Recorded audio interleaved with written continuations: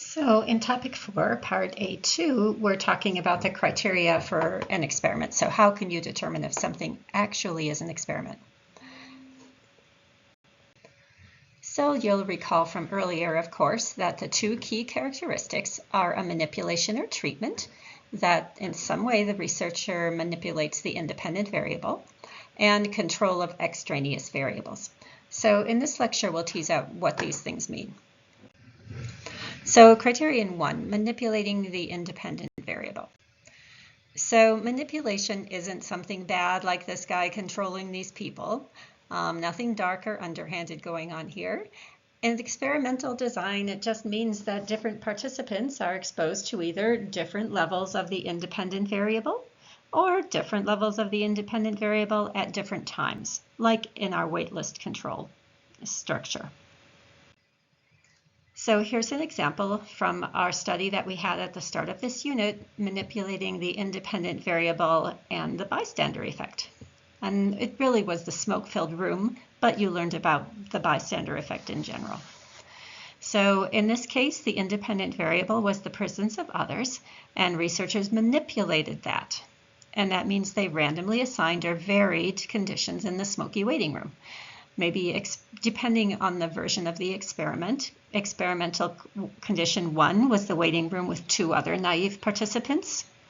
Experimental condition 2 was the waiting room with an unconcerned Confederate, and the control condition was just alone in the waiting room. And we know the dependent variable was the time delay before alerting someone about the smoke. So that's an example of manipulating the IV in the bystander effect study by Latane and Darley. And you can see that this is a single factor. There's only one independent variable, multi-level experiment or design. Just so you know, a Confederate, this term in research, means that they're a member of the research.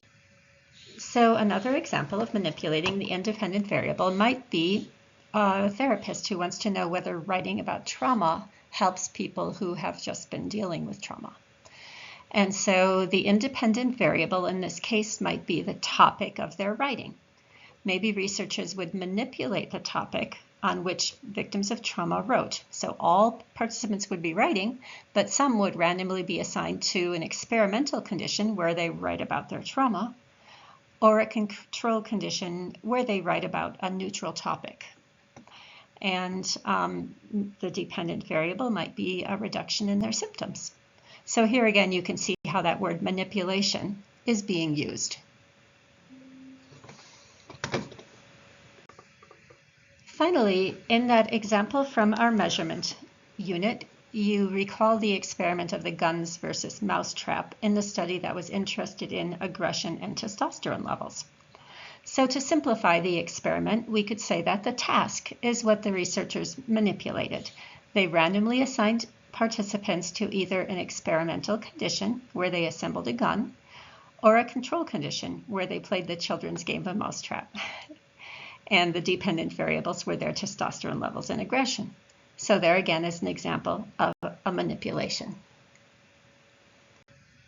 So it's important to be aware that the researcher has to manipulate something in order for it to be an experiment.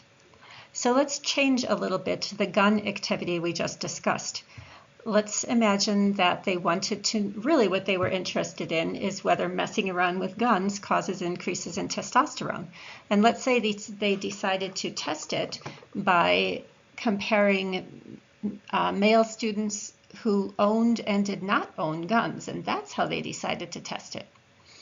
And in this case, the independent variable, or what looks like the independent variable, is gun ownership. Either they own or they don't own a gun, and the dependent variable is aggression and testosterone.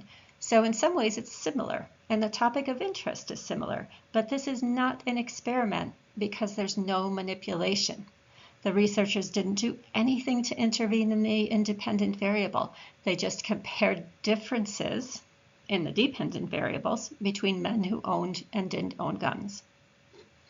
Another non-example of an experiment is, imagine that in the journaling activity, researchers wanted to compare symptom reduction between traumatized people who decided to journal about the trauma, and those who, when they were given a journal, chose to write about other things. And so the independent variable would still be the same, the journaling topic, traumatic writing versus neutral writing, and the dependent variable is symptom reduction.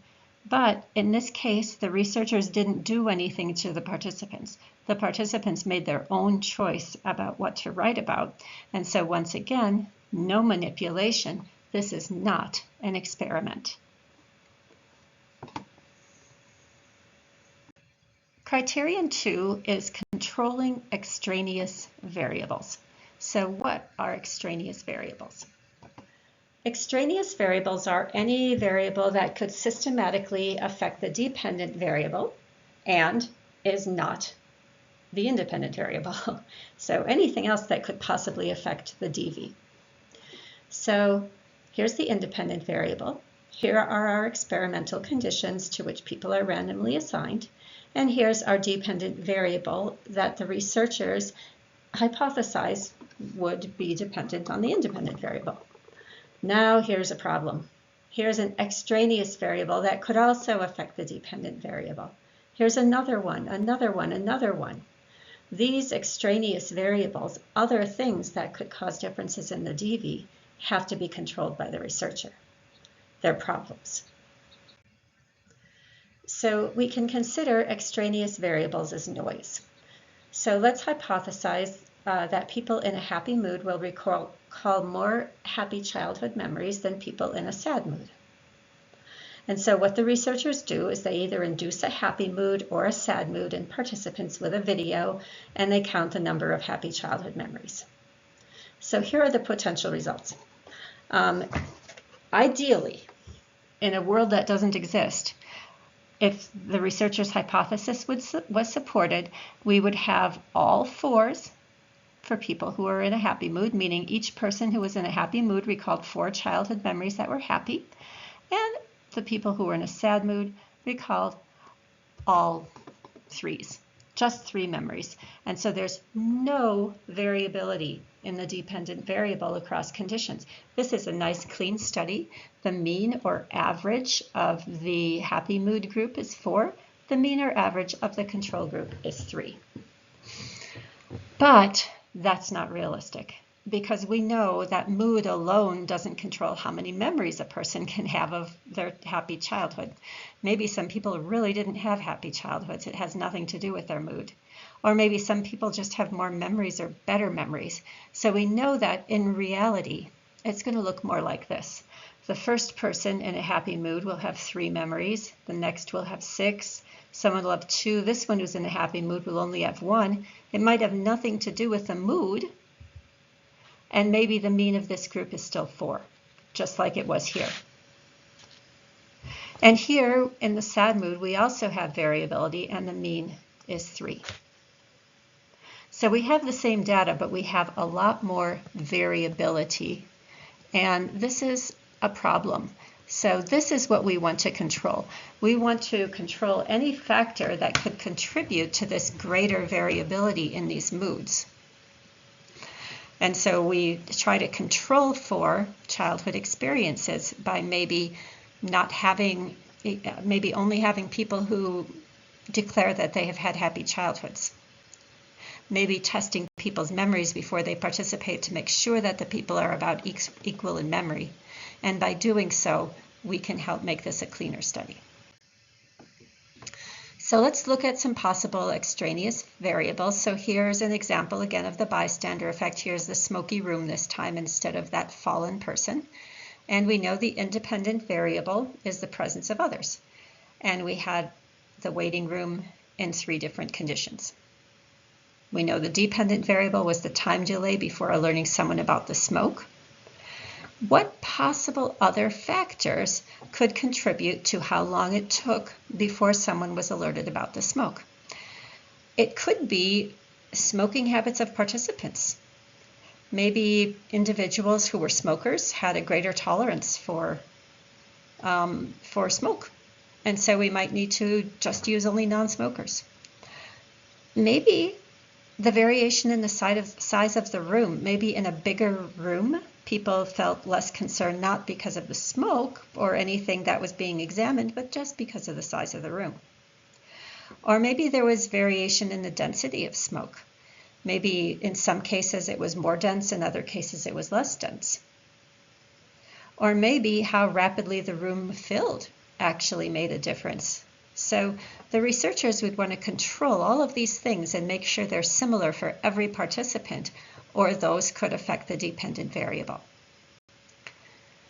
They must be controlled. A second example in the writing about trauma, the independent variable was the topic where they either wrote about trauma or wrote about a neutral condition, a neutral topic, and the dependent variable was their traumatic symptoms. But what other things could impact their traumatic symptoms besides the topic they wrote about? So maybe the length of time they spent writing. If it is effective to write about your trauma, but the traumatic people only wrote for a couple minutes, that could make a difference. How fluent the individuals are at writing. Maybe some individuals really never did much writing in journals. Maybe they grew up on keyboards and never became comfortable writing by hand as in a journal. That could impact the dependent variable. Maybe the time of day writing takes place. Maybe writing in the morning when a person is fresh has a greater impact than writing in the afternoon. And so the researchers want to control all of these things in order to have a nice, clean, robust experiment. In a third example of the guns versus mousetrap, we know this study well now, the assembling a gun versus a game of mousetrap before measuring testosterone levels and aggression. What possible extraneous variables could cause differences in testosterone or aggression, especially as related to gun, and possibly time of day? And you might be wondering what difference could that make, but we do know that testosterone levels in males fluctuate depending on the time of day. Or maybe familiarity with guns. Maybe we should have people who are all kind of equally familiar with guns, because otherwise the extent to which individuals are familiar with guns could in fact impact their response to this gun assembly. So those must be controlled. Confounding variables are really bad news. Confounding variables are a type of extraneous variable, and they systematically differ along with the conditions of the independent variable and could affect the dependent variable. So here's an example, and then here's an illustration, and then we'll look at an example. So here we have the model we just looked at before. We have the independent variable divided into these two conditions. We're interested in the impact on the dependent variable, and let's assume that we have now controlled all of these extraneous variables. So all of these are controlled. No longer a worry. But a confounding variable will work like this. A confounding variable will cause people in the experimental condition to differ systematically from those in the control condition, and not just related to this IV. And the confounding variable will also affect the dependent variable, and so we'll be left with a big question of which is which. And these are very bad news. So let's look at a specific example. So let's imagine our Good Samaritan study, and let's imagine that there was some reason it was convenient to use seniors in the early condition, or the not late condition, and freshmen in the late condition. So here we have the sense of urgency that was manipulated. Some people are assigned to be late, some are assigned to be not late, and we're measuring helpfulness. We've controlled all of our extraneous variables, okay? And now we are having a confounding variable, the year in school. And what we've done is we've had all the freshmen be in the late condition and all the seniors be in the not late condition. And there's reason to hypothesize that freshmen might be more concerned about being late than seniors. After all, freshmen have still to prove themselves in school, whereas seniors are probably very confident and don't have to prove themselves anymore. So I think we could say that the year in school could impact lateness, the response to the lateness prompt, and impact how helpful the people are. And so in a condition like this, we can see that we have no idea what's going on. We don't know whether it's the year in school or the lateness condition that's contributing to any change that might be present in helpfulness. So we have a bigger question mark here, and our test did not work. So this is what the data might look like. So let's say we have a difference in helpfulness. Those who were early were more helpful, as in this green bar, than those who were late, who were less helpful. All right, but now let's throw in our confound. These in this green bar group were seniors, these were freshmen. Now we really don't know what caused the difference in helpfulness.